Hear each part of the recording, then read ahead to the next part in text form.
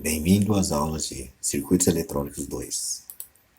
Resposta em frequência. Frequência de funcionamento de um amplificador. Bom, as condições gerais sobre resposta em frequência que a gente tem são que ela se refere à faixa de um amplificador irá operar com efeitos desprezíveis em relação aos capacitores e capacitâncias dos dispositivos. Então, essa faixa de frequência a gente vai chamar de frequências médias. Então, a gente já viu isso na videoaula anterior. Considerando até agora, então, quando a gente fazia o projeto de um circuito, a gente colocava os capacitores, porém a gente nem se importava com o funcionamento dele. A gente considerava que para a corrente contínua, ou seja, a frequência perto de zero ou igual a zero, a gente tinha então um circuito que era aberto. E para a corrente alternada, que a gente considerava que a gente tem umas frequências muito altas para o circuito e ele não influenciaria no nosso funcionamento, ou seja, ele estaria se comportando como um curto-circuito. No entanto, isso não vai ser verdade porque os capacitores têm valores e o acoplamento que ele faz com os resistores, o acoplamento RC, vão permitir que a gente tenha uma faixa de funcionamento da frequência, chamada de frequência média, que vai ser a correta de acordo com o projeto do circuito. Então, em baixas frequências, o acoplamento capacitível vai diminuir o ganho. Em frequências altas, as capacitâncias parasitas é que vão estar associadas para diminuir esse ganho que a gente tem no nosso amplificador.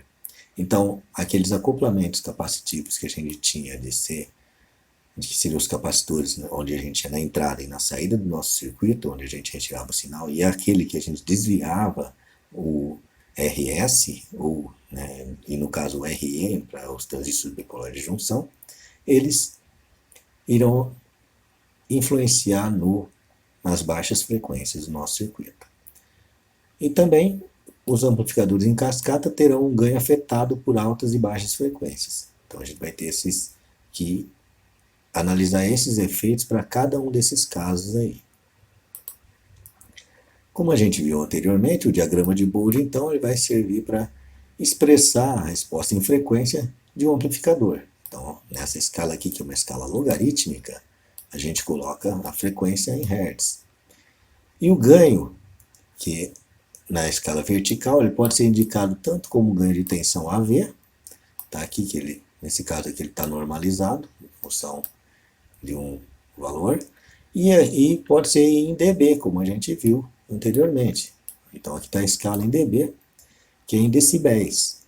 Quando a gente trata então em decibéis, a gente viu que eu tenho ali o ganho que foi estipulado na forma de potência, como 10 vezes o log na base 10 da potência que a gente quer medir pela potência de referência, em dB, e o ganho em relação à tensão, que é o que a gente vai utilizar definitivamente aqui, é dado em tensão como se fosse igual a 20 vezes o log na base 10 de V2 sobre V1, que pode ser em dB, da mesma forma, como também pode ser expresso às vezes em dBV.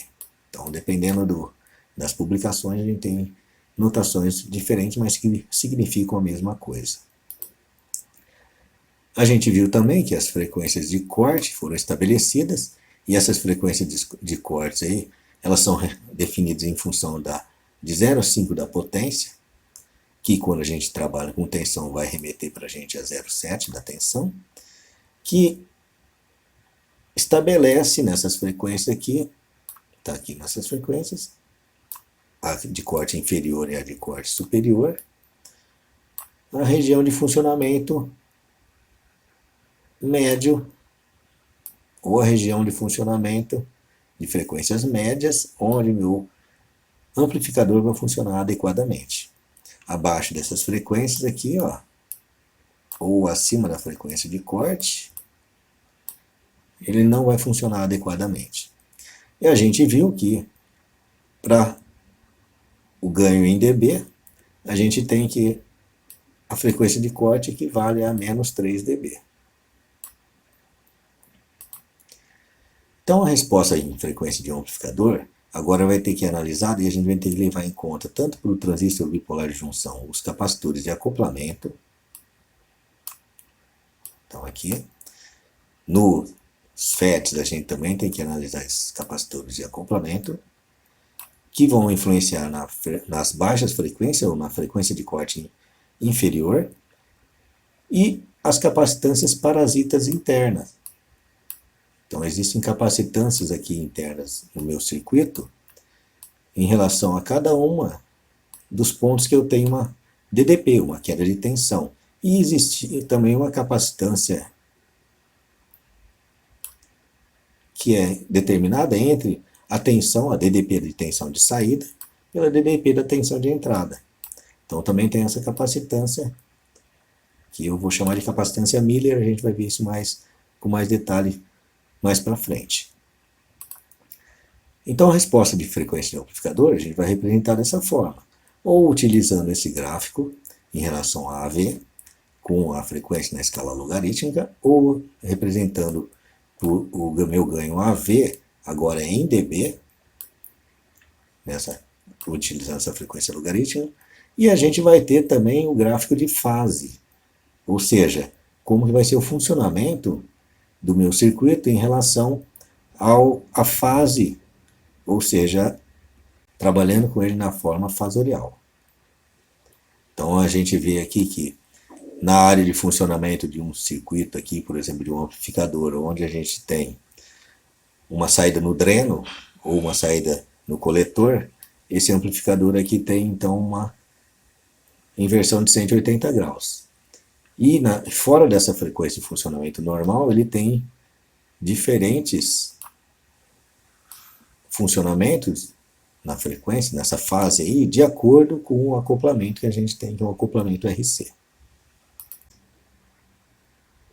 Então o capacitor de acoplamento, que é aquele que a gente coloca na entrada, na saída, e é aquele para desviar o RS ou o RE, a gente tem então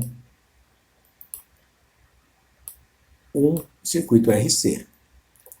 Esse circuito RC, que a gente tem aqui, por exemplo, na entrada dele, ele funcionou para a gente da seguinte maneira. Quando a gente tinha uma frequência infinita, a gente imaginava isso aí, em corrente alternada, então ele se transformou para a gente num curto-circuito. Então essa seria a forma ideal de funcionamento dele para que a gente pudesse funcionar nessa faixa de frequências médias, aqui do meu circuito de amplificação. E quando a gente estava trabalhando com a parte de corrente contínua, a frequência é igual a zero, ele trabalhava como se fosse um circuito aberto. Esse circuito aberto, então, permitia que existisse um desacoplamento entre a corrente contínua e a corrente alternada, fazendo um funcionamento adequado e a gente pudesse fazer a polarização desse circuito de forma adequada para o seu funcionamento, naquela área ativa do transistor. Para calcular, então, essa frequência de corte aqui, que é o que interessa para a gente, olhando na parte fasorial, o módulo e a fase, trabalhando com o módulo e a fase, a gente vai ver, então, que para esse circuito RC que está aqui, essa tensão de saída pode ser expressa como se fosse, de acordo com o princípio de divisão de tensão, R multiplicado por VI, dividido por R mais a reatância capacitiva XC. Essa reatância capacitiva aqui, agora, em relação a essa capacitância. Sabendo então que a impedância, que ela é determinada em função da raiz quadrada de R ao quadrado mais XC ao quadrado, a gente pode determinar então o módulo da minha saída V0. Esse módulo aqui, ó, que é a amplitude, né, fornecida por ela vai estar expressa como R vezes VI dividido pela impedância, Z, ou raiz quadrada de R ao quadrado mais X de C ao quadrado. Nesse caso, se a gente estabelecer que a minha reatância capacitiva, ela agora é tão significante nessa determinada frequência que ela tem um valor parecido com o valor da resistência desse meu circuito RC que está aqui, o que vai acontecer?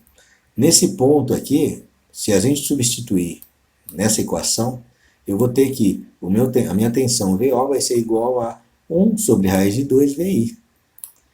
Isso vai remeter, então, que o ganho de saída em função da minha tensão VI aqui pode ser expresso como 1 sobre raiz de 2, quando eu tenho o meu capacitor, ou minha reatância capacitiva igual à resistência.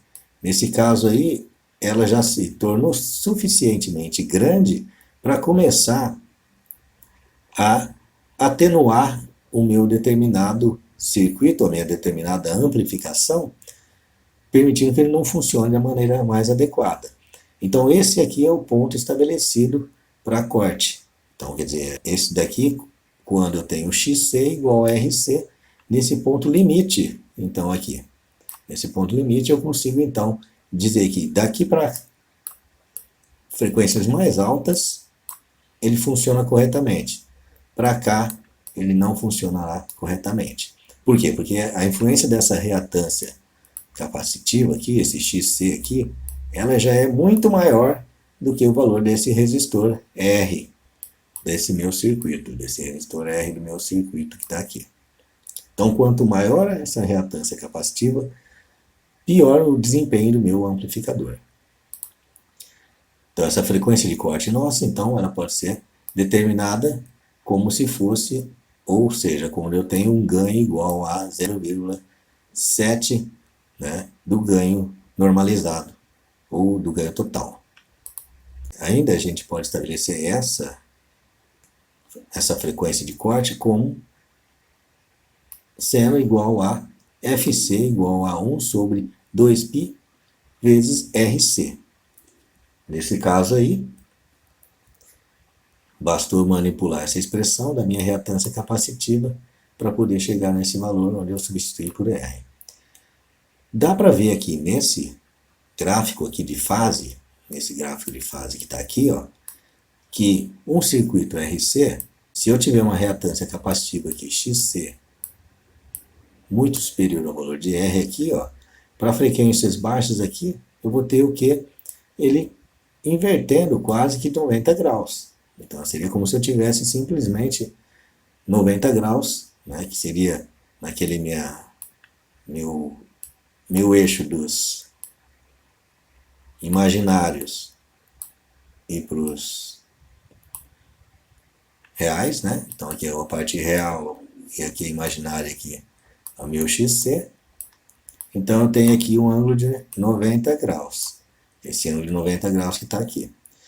Então quer dizer, conforme eu vou diminuindo essa influência desse meu XC aqui, ó, esse ângulo vai levando para o lado do resistor, ou seja, no lado do meu resistor, onde eu tenho aqui o 0 graus. Então isso tudo foi visto com bastante detalhe em circuitos elétricos, né, onde a gente tinha essa influência do meu XC e do meu R aqui, do meu resistor. Então dá para ver que esse vai ser o comportamento, então, para o circuito nessa frequência de corte determinada aqui, em função do meu capacitor de acoplamento, onde a gente trata das frequências de corte inferiores, nesse caso para o amplificador. Então, a fase desse amplificador, então quando a gente pensar não só nesse circuito RC que está aqui, que ele tem essa variação que vai de acordo com uma maior reatância capacitiva XC aqui, para mudando de fase até chegar em zero, né, que é um circuito exclusivamente resistivo, para isso daqui, o que vai acontecer? Quando eu tratar do amplificador, e nesse caso aqui, tanto o transistor bipolar de junção quanto os FETs, se eu pegar o sinal aqui no dreno, ou perdão, se eu pegar o sinal aqui no coletor e aqui no dreno, ele vai ter esse tipo de comportamento onde ele tem 90 graus acima, onde eu tenho essa somado com esse valor aqui de 180, que é o das frequências médias, onde o funcionamento correto dele. Então ele vai decair até chegar aqui e funcionar corretamente aqui com 180 graus. E depois, no final aqui, isso aqui devido às frequências, né, de corte alta aqui, ó, a parte de das frequências parasitas do circuito, que eu tenho aqui nesse circuito, ele vai decair até essas frequências, essa reatância capacitiva for significativa ou for muito superior ao resistível, parte resistiva, que vai fornecer para a gente, então, uma volta, uma decaída até um valor de 90 na fase. Esse vai ser o funcionamento do nosso circuito amplificador, trabalhando na parte de inversão, 180 graus aqui. Então, de uma forma geral, a resposta em frequência do amplificador vai ter esse tipo de comportamento. Esse gráfico aqui expressa esse comportamento quando eu tenho aqui o ganho AV, esse é o primeiro que tem aqui, o ganho AV, então eu tenho aqui as frequências médias aqui de funcionamento e tenho aqui o meu valor de frequência de corte inferior, que é em 0,7 do valor total, e 0,7 do valor total aqui também, quando eu tenho minha frequência de corte superior para funcionamento. Aqui em dB aqui, que seria esse ganho em dB de tensão agora, eu teria então menos 3 dB como o valor de corte tanto para a frequência inferior como superior, e o funcionamento da fase, ela estaria fazendo essa alteração, porque para esse amplificador que a gente utiliza aqui, no caso aqui de inversor, ele tem característica inversora, que é onde eu tiro o sinal no coletor, se for um transistor bipolar de junção, ou se for no dreno, se for um transistor FET, ele funcionaria em 180 graus aqui, influenciado pela reatância capacitiva muito alta nesse ponto que está aqui, e reatância capacitiva muito alta nesse ponto que está aqui. Funcionando aqui na forma ideal, como se fosse um circuito resistivo. Esse vai ser então o comportamento da resposta em frequência do nosso amplificador, que a gente vai estudar. Ok, pessoal? Por enquanto é só. Até a próxima.